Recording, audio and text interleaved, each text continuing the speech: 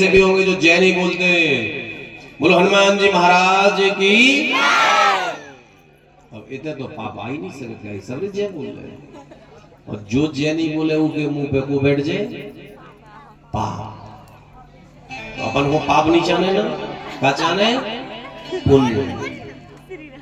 तो पाप देवता का तो हो गया कि भाई जो भजन नहीं करेगा पाप बैठ जाएगा मुख पर, जो जय नहीं बोलेगा वहां भी पाप देवता बैठ जाएंगे, उनका काम हो गया। अब मृत्यु देवता है, महाराज हमें कोई नहीं चाहता, मेरा भी तो उद्धार करो। भगवान ने कहा मृत्यु हम तुम्हें वरदान देते हैं, कभी भी संसार में किसी की मृत्यु से मृत्यु नहीं होगी। आप बताओ अगर कोई मृत्यु से मरा हो, कोई मरा मृत्यु से? मौत तो आई किसी की? मौत से मौत हुई कि नहीं किसी की? नहीं हुई। बोले कैसे मर गए? बोले ट्रैक्टर से गिर गए सो मर गए। बोले फलाने मर गए। बोले कैसे? कर ले बंदा में डूब गए सो मर गए। फांसी लगा ली सो मर गए। उपटा लगे सो गिर के मर गए। गोली लगी सो मर गए। हैजा पड़े सो मर गए। बुखार आओ सो मर गए। टाइफाइड हो गई सो मर गए, है ना? कोरोना हुआ सो मर गए। आग लगा ली सो मर गए। और तो और कर साइलेंट अटैक आओ सो मर गए। किसी की मौत से मौत हुई हो तो बताओ, आज तक कोई मरा हो? कोई मरा? किसी की मृत्यु से मृत्यु हुई? कभी नहीं। अपनी खुशी से कोई नहीं मरा। उस मृत्यु के पहले एक बहाना लगा और फिर मौत देवता। क्या कहा? उपटा से उनकी मौत हो गई, एक्सीडेंट से उनकी मौत। ऐसे ही कहते हैं ना, मृत्यु बहाना लेके आती है, कभी मृत्यु डायरेक्ट नहीं आती। तो इन दो देवताओं से हर प्राणी दूर रहता है। इधर राजा परीक्षित ने कथा प्रारंभ की। राजा परीक्षित को कथा प्रारंभ की गई तो एक प्रश्न पूछा। किसने पूछा? सुखदेव जी ने कि राजन आप क्या चाहते हो? उन्होंने कहा महाराज मैं उसका चरित्र सुनना चाहता हूं जिसने इस जगत का पालन किया, रक्षण भरण पोषण सब कर रहे हैं। उन परमात्मा का मैं चरित्र सुनना चाहता हूं जिससे मेरा मोक्ष हो जाए।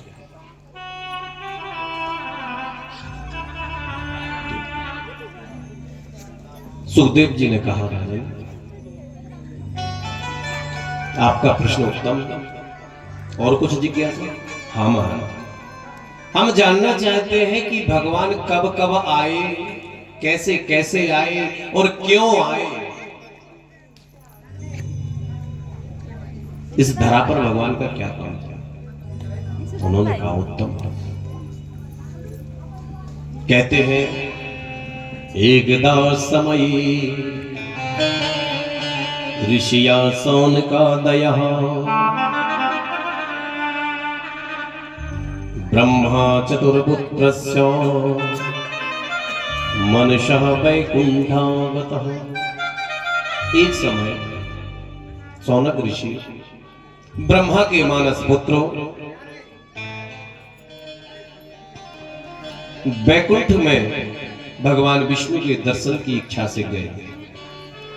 कौन थे ब्रह्मा के मानस पुत्र? ब्रह्मा जी के मानस पुत्रों का क्या नाम था? भूल गए। नहीं तो संसार तो उनने बनाओ, लेकिन वे बताओ जो मानस पुत्र मन से बनाए गए मिले? ब्रह्मा के मानस पुत्र नहीं मिले। सनक, सनंदन, सनातन, सनत कुमार, चार बालक उनके हैं। सनक, सनंदन, सनातन, सनत कुमार। ये ब्रह्मा जी के मानस पुत्र हैं। ये जितने हुए उतने ही रहते, छोटे से हैं, जरा जरा से बच्चे। ना वो बड़े होते, ना बूढ़े होते, ना जवान होते, जैसे हैं परमात्मा वैसे ही रहते हैं। हरि के दर्शन की इच्छा से गए। हरि दर्श को जाते हैं नन्हे नन्हे ऋषि कुमार। भगवान के दर्शन करने के लिए वो छोटे छोटे से ऋषि कुमार, जरा जरा से वो बालक जा रहे हैं। पहुंचे हरि के द्वार में कि पहुंचे हरि के द्वार में चारों ऋषि कुमार। अहंकार के मद में खड़े वहां द्वार पर। भगवान के पार्षद खड़े हुए तो, और ऐसे ही नहीं खड़े। अभी तो टाइम है, जब टाइम लगेगा तब काम हमें धर्म टाइम लगेगा। वो तो कोई भी ना टांग जे।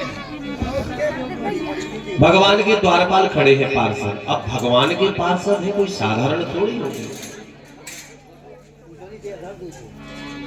अच्छा, कहां जाना है, कौन हो तुम, रुको ठहरो। उन्होंने रोक दिया। ऋषि कुमारों को गुस्सा आ गया। उन चारों ऋषि कुमारों ने एक साथ उनको श्राप दे दिया। रे सट जान तुम मुझको पहचान नहीं रहे, है तुम्हारी क्या जिंदगी तुम अभी जान नहीं रहे। रोका तुमने किसको पहचान नहीं है, देते हम तुम्हें शराप ऐसा 3 जन्म तुम्हें जान नहीं है। जाओ भूमि भूधरा पर वरना अधिक समान, दैत्य वंश में जन्म लोगे आगे क्या है सुजान। महाराज तुम हमें जान नहीं रहे, किसको रोक लिया तुमने, पहचाना नहीं है। अब तुम्हें अपना भी भविष्य पता नहीं कि अब क्या होने वाला है। जाओ हम तुम्हें श्राप देते हैं कि 3 जन्म तक तुम धरा पर धरे रहोगे, यानी पृथ्वी पर रहोगे, और ऐसे नहीं दानव बन के रहोगे, राक्षस। भगवान ने सुना, क्षीर सागर बैकुंठ से बाहर आए। अरे ऋषि कुमारों, ये क्या किया आपने, हमारे पार्षदों ने क्या अपराध किया, आपने उनको श्राप दे दिया। महाराज वो व्यक्ति पापी है जो भक्त और भगवान के बीच में विघ्न डालता है। हम आपके भक्त हैं, हमारी आज इच्छा हुई थी कि हम आपके दर्शन करें, और सारे संसार को पता है कि सनक सनंदन सनातन सनत कुमार कभी भी कहीं भी जा सकते हैं, उन्हें कोई रोक टोक नहीं थी संसार में। जय हो, आइए। कहीं भी कोई रोक टोक नहीं थी उनके लिए, वो संसार में कहीं भी जा सकते थे।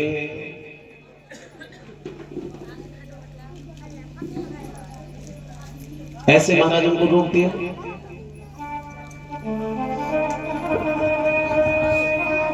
अरे प्रभु, नारायण बोले अपराध हो गया, इतना बड़ा श्राप दे दिया कि 3 जन्मों तक घोर राक्षस योनि में।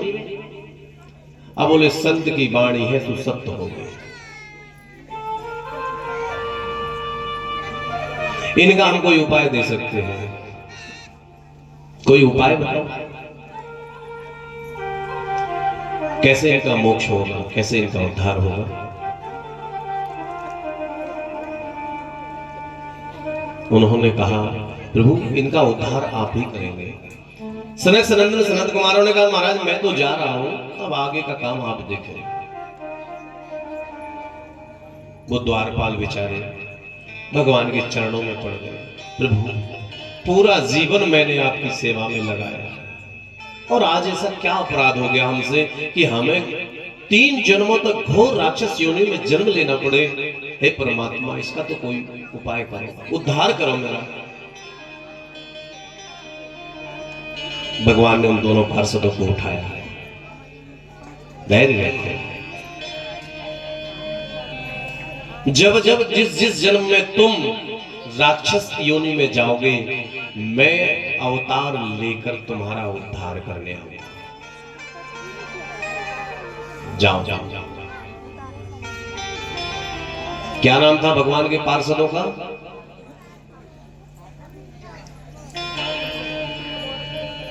भगवान के पार्षद थे ना दो, क्या नाम था उनका?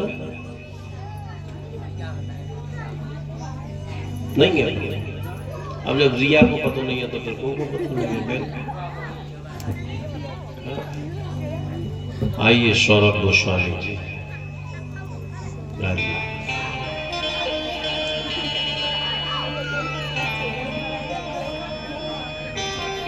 ये सौरभ गोस्वामी जी हैं, आप लोग परिचित भी होंगे। देलवारा के निवासी हैं, SSR न्यूज चैनल के ये पत्रकार भी हैं।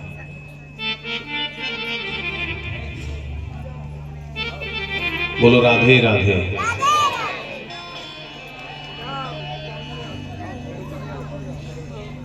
नहीं बताना ना क्या नाम, नहीं ढूंढ पाओगे तो नाम नहीं मिलेगा। अब भी जान गए कि ढूंढे से कहा वो मिलना ही नहीं है, लेकिन ये नाम मिल जाते गूगल पे ढूंढते तो।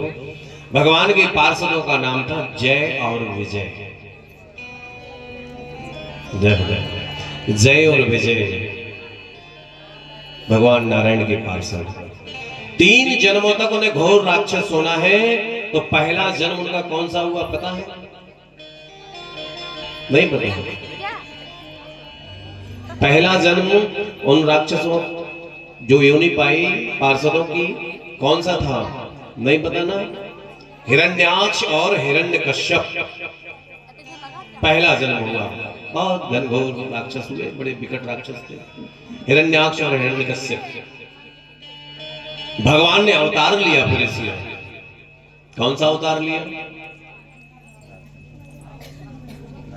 एक बराह और एक नरसिंह अवतार लिया, इनका उद्धार किया। दूसरा जन्म हुआ इनका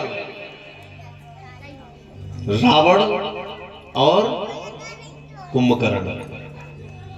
इसमें भगवान ने अवतार क्या लिया और उनका उद्धार किया? कौन से अवतार में आए? राम में ना।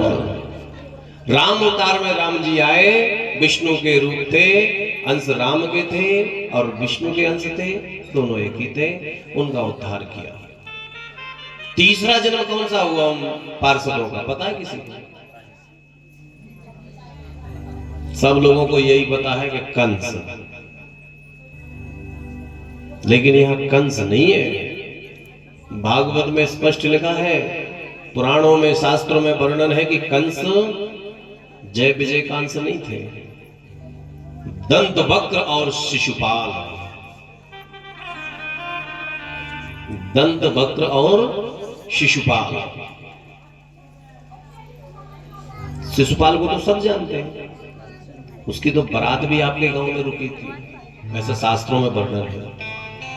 पता है आप लोगों की यह बारात रुकी थी? जब कुंडलपुर बारात जा रही थी ना, चंदेरी के राजा का नाम था शिशुपाल, और उसकी जब बारात जा रही थी ना कुंडलपुर, तो उसकी बारात यहीं रुकी थी। ये वही सदगता है। और बारात रोकने के लिए एक वृक्ष की उत्पत्ति हुई थी जो आज आपके गांव में धीरे धीरे नष्ट हो रहा है, वो बरगद का पेड़। इस पेड़ की जड़ का पता नहीं होगा आप लोगों को कहां है। ये वही बरगद है। उस समय बरगद का पेड़ प्रकट हुआ था और सारी बारात को छाया दी गई थी। तो ये वही गांव है सदगता, यहां बैठे उस बरगद के पेड़ के नीचे। तो दंतवक्र और शिशुपाल का जन्म हुआ और भगवान कृष्ण के रूप में आकर के इनका उद्धार किया। 3 जन्मों तक भगवान ने आकर के उनका उद्धार किया। हे राजा परीक्षित, और क्या बताएं महाराज, विस्तार से सब बताएं। भगवान ने कब कब कौन कौन से अवतार लिए वो सब बताएं। मत्स्यासु कच्छप वराह नृसिंह हंस। मत्स्य, कच्छप, वराह, नृसिंह, हंस, वामन, परशुराम, राम, कृष्ण, बुद्ध, ये अवतार भगवान ने लिए। महाराज इतने अवतार भगवान ने लिए, कब कब लिए, क्यों लिए, ऐसा क्या काम पड़ गया कि भगवान को इतने अवतार लेने पड़ गए? राजा परीक्षित, हर अवतार की एक कथा है, हर अवतार की एक एक महिमा है। महाराज हम वही सुनेंगे, उन्हीं के चरित्र को सुन करके मेरा मोक्ष होगा, ऐसी मेरी इच्छा है और कामना भी है। अब मुझे कामना कुछ नहीं है, कामना इतनी है कि हम प्रभु का चरित्र सुने और कुछ नहीं। जो इसमें सबसे उत्तम चरित्र हो भगवान का, वो श्रवण कराए। सुखदेव जी बोले ऐसा कोई चरित्र है ही नहीं जो उत्तम ना हो। भगवान का प्रत्येक चरित्र उत्तम है।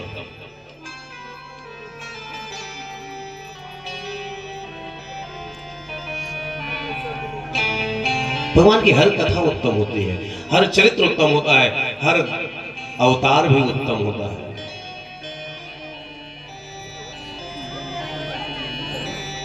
संसार में जब परमात्मा ने सृष्टि की रचना की और इसमें पालन पोषण किया, तो प्रभु ने एक एक जीव को उसकी इच्छा अनुसार काम करने की क्षमता दी। लेकिन मनुष्य अपने पाप कर्मों में इतना लिप्त हो गया कि उसे कुछ याद नहीं रहता, और बाद में वही होता है।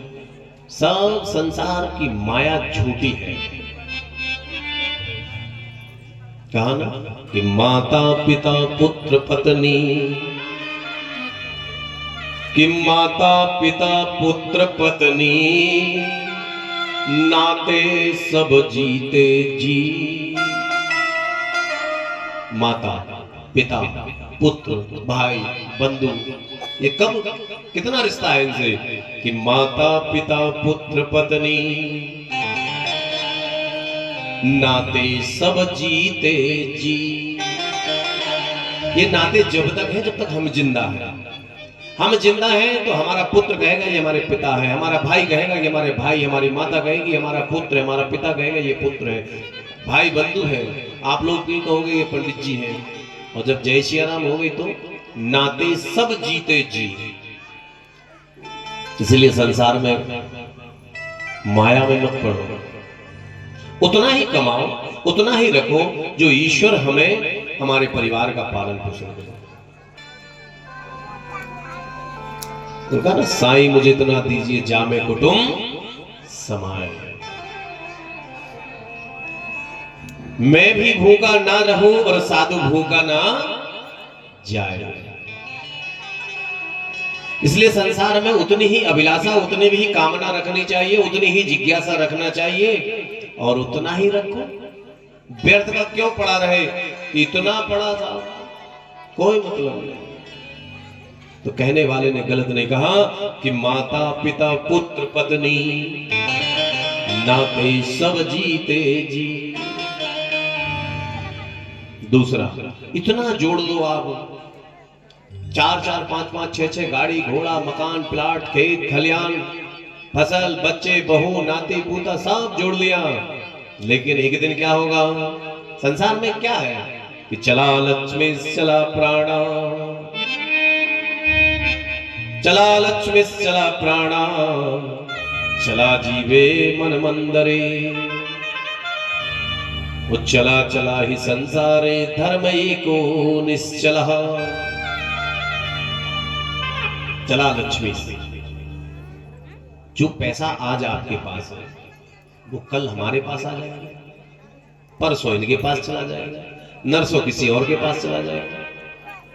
चला लक्ष्मी चला प्राणा, चला जीवे मन मंदरे, और चला चला ही संसारे धर्म एको निश्चला। खेत खलियान आज आपके हैं, कल बेटे के हो जाएंगे, परसों नाती के हो जाएंगे, फिर उसके हो जाएंगे, उसके हो जाएंगे, किसी ना किसी के बदलते जाएंगे। आज ट्रैक्टर आपके पास है, कल किसी और के पास होगा। आज बेटी आपकी है, कल वो किसी और की हो जाएगी।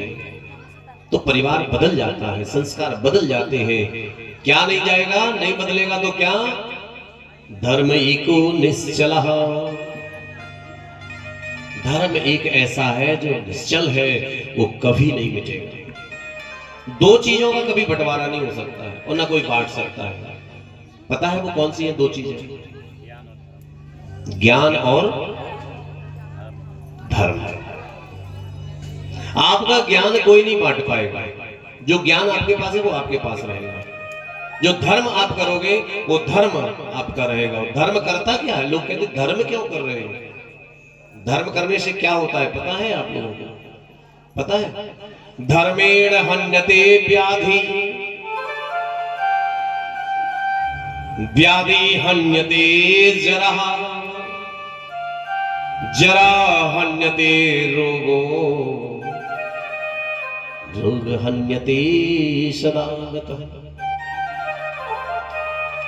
धर्मेण हन्यते व्याधि, धर्म करने से व्याधियों का हनन होता है, कष्टों का दमन होता है, पापों का समन होता है, रोगों का हनन होता है। हमारे पाप मिट जाते हैं, हमारे रोग मिट जाते हैं, हमारे कष्ट मिट जाते हैं। कैसे मिटते हैं? सब धर्म से। व्याधियां दूर हो जाती है, आदि व्याधि सब दूर चली जाती है। धर्मेण हन्यते व्याधि। कब मिटेंगी? जब हम धर्म करेंगे। अब धर्म क्या है? धर्म की भी परिभाषा होती है ना। धर्म यही है कि हम सत्कर्म करें, हम अच्छे आचरण करें, हम अच्छी बात बोलें, लोगों को ज्ञान की बात बताएं। जो ज्ञानी व्यक्ति है वो ज्ञान की बात दे, जो धर्मात्मा है वो धर्म की बात बताए। मंदिर जाना चाहिए, ठाकुर जी की सेवा करनी चाहिए, एक लोटा स्नान करके सूर्य भगवान को अर्घ देना चाहिए, माथे पर तिलक लगाना चाहिए, चोटी रखाना चाहिए, कलावा रक्षा सूत्र बांधना चाहिए। साधु संत ब्राह्मण अतिथि अपने माता पिता बड़ों का आदर सत्कार करना चाहिए, इनका सम्मान करना चाहिए। देवालयों में जाकर के ईश्वर का दर्शन करना चाहिए, भागवत की कथा को सुनना चाहिए और सुनवाना चाहिए। तीर्थ जाना चाहिए, तीर्थों के दर्शन करना चाहिए। तीर्थ में जाकर गंगा गोदावरी क्षिप्रा नर्मदा तापी कृष्णा गंगा सागर आदि जैसे केदारनाथ बद्रीनाथ गंगोत्री यमुनोत्री जैसे तीर्थों का दर्शन करना चाहिए। वहां जाकर स्नान करना चाहिए। दान पुण्य स्नान ये हमें तीर्थों में करना चाहिए। यही तो धर्म है। अधर्म क्या है? कोई कथा करवा रहा है तो उसे बाधा डाल दो, अरे क्या करने भी महाराज लूट ले जाए, काय को भागवत करा रहे, तो वो अधर्म है। अरे क्या करने तुम देखो तो भंडारे में क्या हो, ठलवाई में तुम बनवा रहे, ठलुआ खा जाए। अरे एक टाइम का यदि भोजन आपने किसी को करा दिया तो ये पुण्य का काम हो गया। अरे महाराज को अकेले बुला लो, क्या करने भी बाजे माजे भाई ठलवाई को खर्चा। रंदो आंगन में कथा होने का करने पंडाल की, वो तो ऐसे ही बेचे अपनी अपनी फट्टी पे। जैसे पहले रामलीला देखने जाते तो अपनी फट्टी ले जाते है ना, ले जाते थे। हम भी गए ऐसे देखने कई बार। रामलीला शुरू होने 8 बजे तो 6 बजे अपनी फट्टी बिछाया आ गया। ऐसा होता ना कि अपनी फट्टी आगे बिछाया तो बेगात पथरा धरे आए। तो ये अधर्म का काम है कि कोई धर्म कर रहा है उसके बीच में रोक दिया। आप तो दान दे नहीं रहे, दूसरे को दान करने नहीं दे रहे। आप मंदिर जा नहीं रहे, दूसरा मंदिर जा रहा है, उससे कह रहे यहीं बैठ जाओ, तुमने बीड़ी पी लो, जर्दा खा लो। अरे क्या करने मंदिर में, तो भगवान भेज दिया आपने। अरे क्या करना है हवन करके? घी तो मागी में बार दे रहे, मोड़ी मोड़ को खवा नहीं।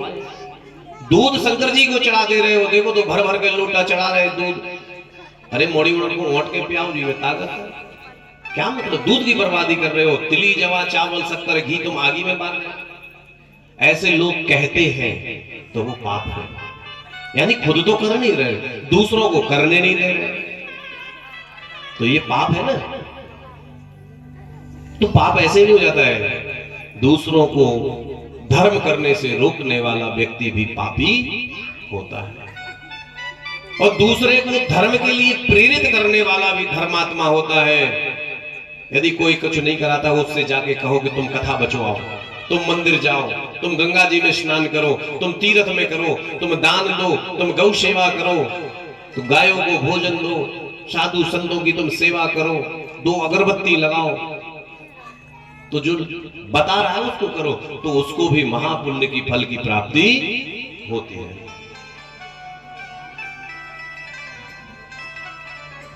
ये पुण्य फल की प्राप्ति है।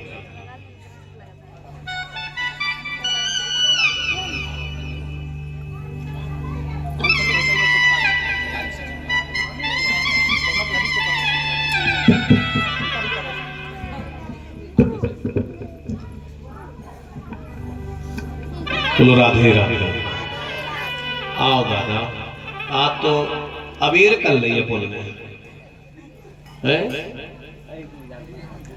अच्छा हो जाए, चलो अच्छी बात है। ये अच्छी श्रोता है, ज्ञानी भी है, ध्यानी भी है, और जो मन से चित्त से कथा को सुनते हैं। जय हो। ये नित्य कथा सुनते, इन्होंने बहुत तीर्थ की है। बोलो राधे राधे। ये परमात्मा की भक्ति है। तो 3 जन्मों तक वो घोर राक्षस योनि को प्राप्त हुए। पता लग गया ना कौन से हुए 3 जन्मों तक? कौन सा जन्म? 3 जन्म हुए जय विजय के प्रेत योनि, राक्षस योनि में। कौन कौन से हुए बताइए? नहीं है पता? अभी हाल तो बताए और भूल गए हैं? हाँ ले दे दो,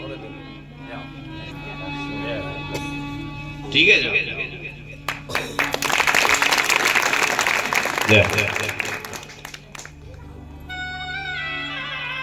हिरण्याक्ष, हिरण्यकश्यप, रावण और कुंभकर्ण, दंतवक्र और शिशुपाल। एक बार भगवान आए बराह और नरसिंह में, फिर भगवान आए राम में, तीसरी बार फिर आए भगवान कृष्ण अवतार में। और इन दोनों अपने पार्षदों का भगवान ने उद्धार किया।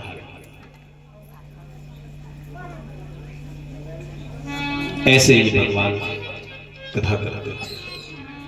राजा परीक्षित ने कहा महाराज ये समझ में नहीं आया कि हिरण्याक्ष, हिरण्यकश्यप को भगवान गए, राम आए, रावण कौन, ये सब समझ में नहीं आ रहा है। बोले ये श्रीमद् भागवत में जो लिखा है वो उसको विस्तार से कहिए ना प्रभु। हमारे पास पर्याप्त समय है, 7 दिन है, और 7 दिन में हम 24 घंटे बैठे हैं। हमें तो उठ के भी नहीं जाना है कि 3 घंटा के 4 घंटा। उन्हें तो ये भी टेंशन नहीं थी कि जनरेटर में तेल भर रहा हो, कि कांदी काट में जाने, कि हारे जाने, के गज्जा भैंस घोसली का करना, कुछ नहीं करने का कह के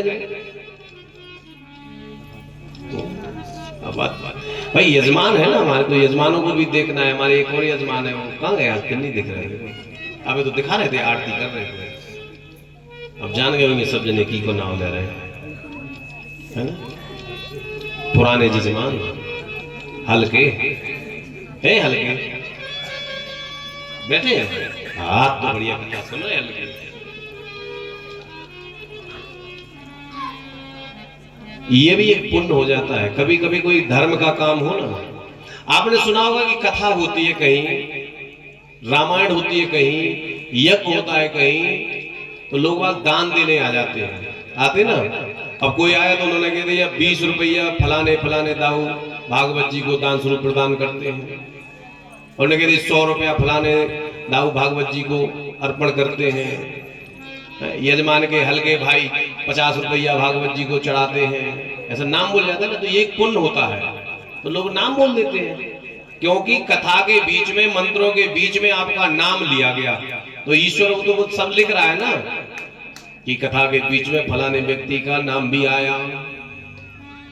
एक एक चीज लिख रहे ना, निज निज खाते में लिखत सबकी एक एक बात। कौन लिख रहा है ये सब बातें? नहीं है भैया, रोज सुनते हैं। वो तो बेई हो रही, वे 2 ही भाई कैसे के मरहा तुम लगे थे और देखो हमा तो तुम्हारा जैसी काल सुनाई। अरे प्रभु बैठे आकाश में लेकर कलम दवा, कहा था ना कि प्रभु बैठे आकाश में लेकर कलम दवा, और निज निज खाते में लिखत सबकी एक एक बात। वो परमात्मा, वो प्रभु कहां बैठे? आकाश में। आकाश माने अपने धाम पर।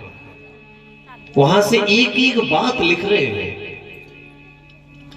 कि किसने कथा में जाके क्या किया,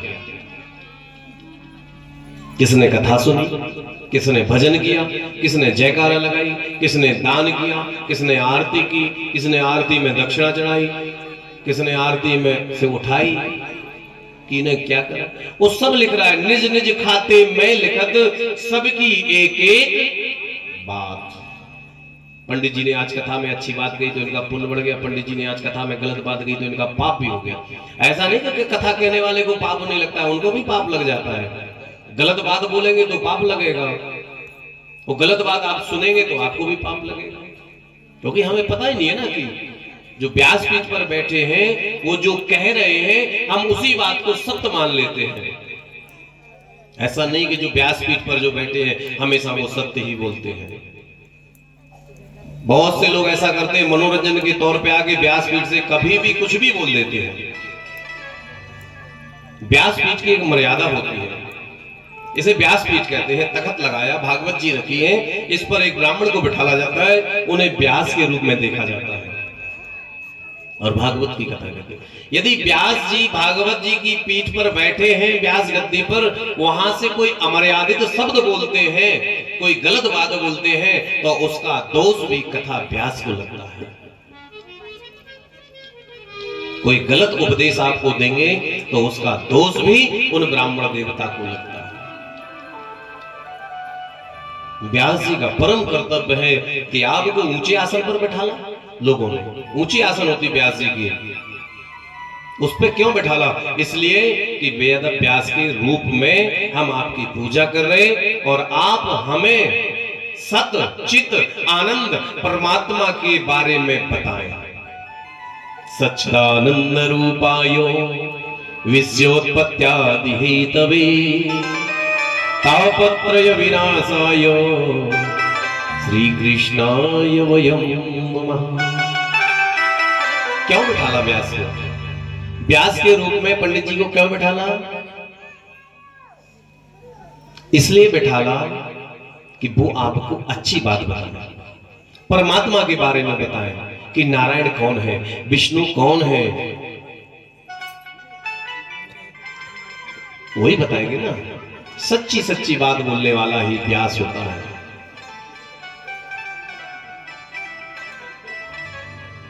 सचिव वैद गुरु तीन जन प्रिय बोले भय। तो सचिव वैद और गुरु तीनों सत्य बोलने वाले हो तो आपका अच्छा चलेगा।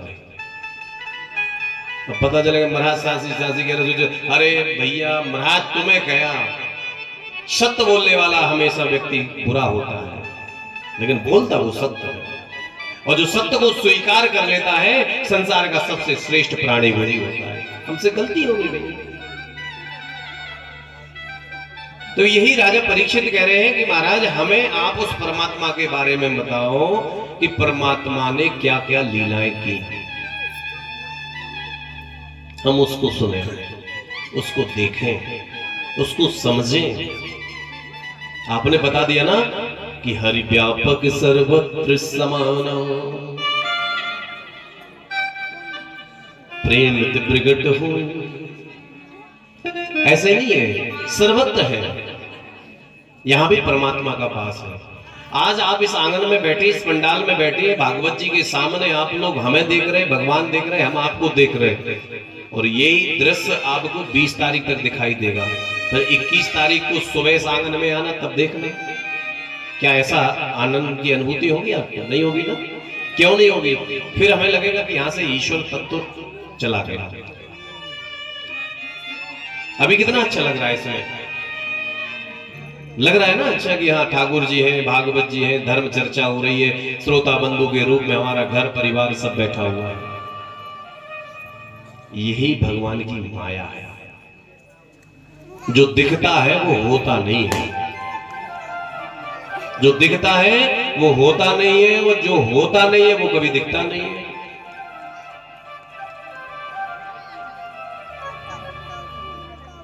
हे राजा परीक्षित,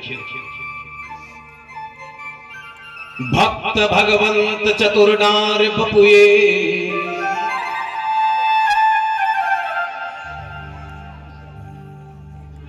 राजा, यदि आपको कथा सुननी है तो सबसे पहले आपके अंदर तो भक्ति होनी चाहिए।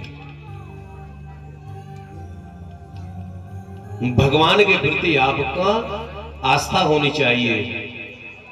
कथा कहने वाले के प्रति आपकी श्रद्धा होनी चाहिए। जो पंडित कथा कहे उसके प्रति आपकी श्रद्धा तो हो, और उन पर आपको ब्राह्मण देवता पर विश्वास भी होना चाहिए कि नहीं, जो कथा व्यास के रूप में पंडित जी बैठे हैं वो सारी की सारी बात सही कहेंगे, वो गलत बात नहीं कहेंगे। ये हमें उनके ऊपर विश्वास होना चाहिए ना है ना प्लीज। तो मैं तो विश्वास है पे है पूरा नन्या है पूरो के तनक है पूरा। चलो अच्छा, पारीक्षित को तो पूरा विश्वास है कि महाराज जी जो कहेंगे सही कहेंगे। हल्के तुम्हें तो है विश्वास क्या नहीं है एकदम।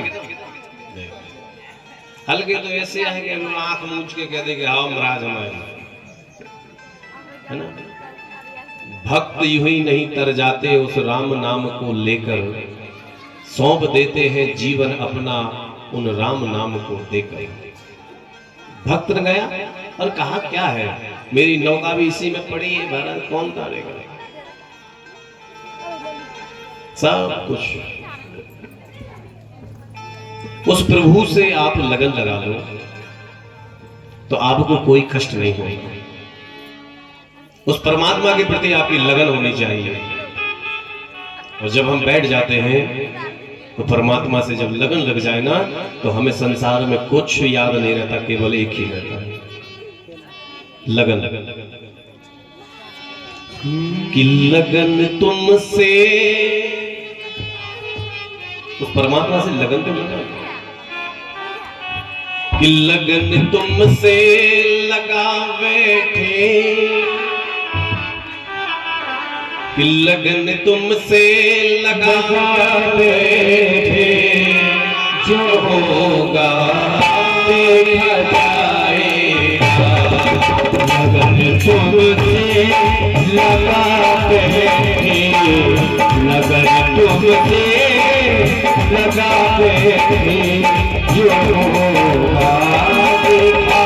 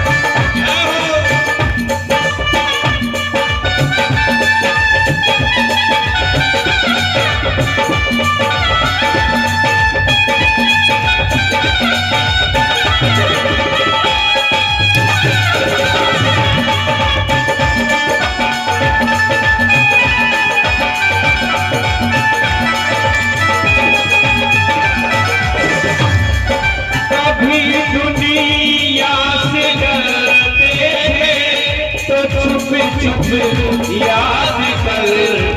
हैं, छुप छुप याद करते थे। कभी दुनिया से डरते थे, छुप छुप याद करते थे, छुप चुप याद करते जो अब पर्दा हटा बैठे, जो अब पर्दा हटा बैठे, जो होगा अगन तुमसे लगा बैठे, जो होगा देखा जाएगा। तुम्हें अपना बना बैठे, जो होगा देखा जाएगा।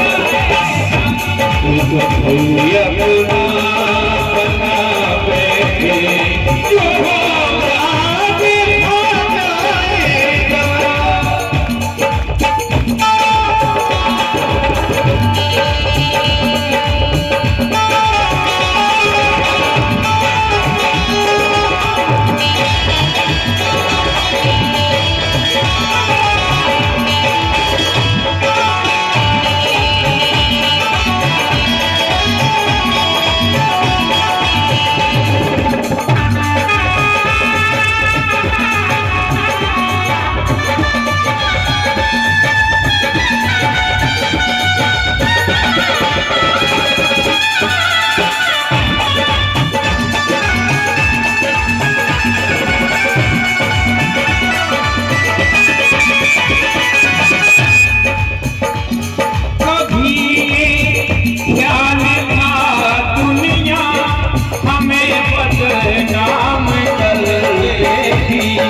हमें बदनाम कर देगी, कभी ये ख्याल था दुनिया हमें बदनाम कर देगी, हमें बदनाम कर देगी। सलमो अब बेटी का बेटे, सलमो अब बेटी का बेटे, जो होगा लगन तुमसे लगा बैठे, जो होगा देखा जाएगा। तुम्हें अपना तुम्हें अपना तुम्हें अपना बना बैठे, जो होगा देखा जाएगा। तुम्हें अपना बना बैठे, जो होगा देखा जाएगा।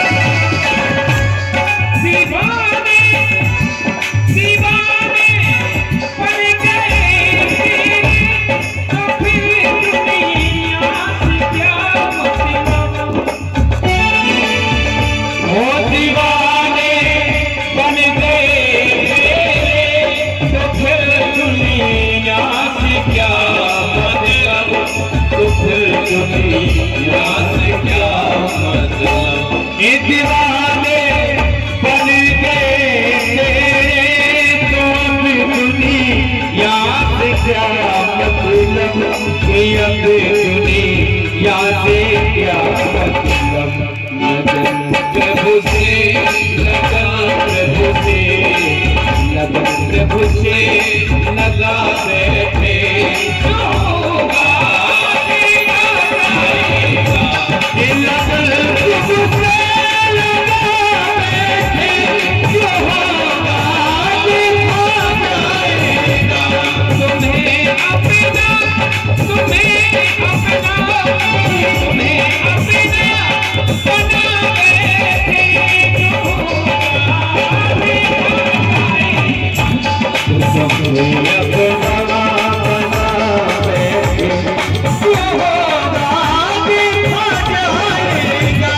जो होगा देखा जाएगा, जो होगा देखा जाएगा, जो होगा देखा जाएगा।